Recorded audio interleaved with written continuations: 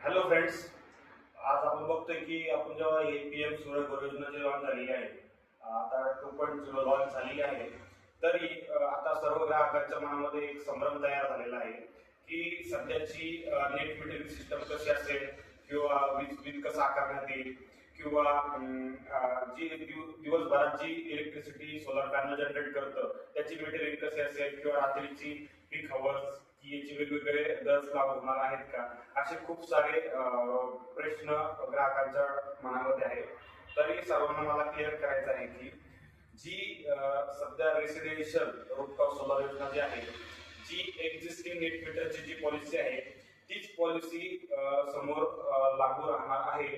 आणि जे टीओडी मीटरची जी कन्सेप्ट आहे ती टीओडी मीटरची कन्सेप्ट ह्या रेसिडेन्शियल रूफटॉप सोलर साठी आकारण्यात आलेली नाही.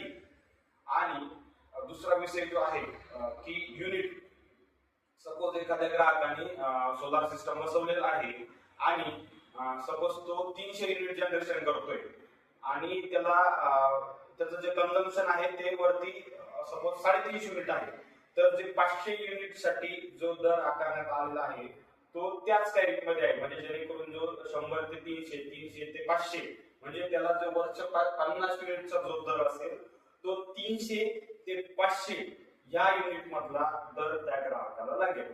तर या दोन गोष्टी मला आज आपल्याला क्लिअर करायच्या होत्या. थँक्यू.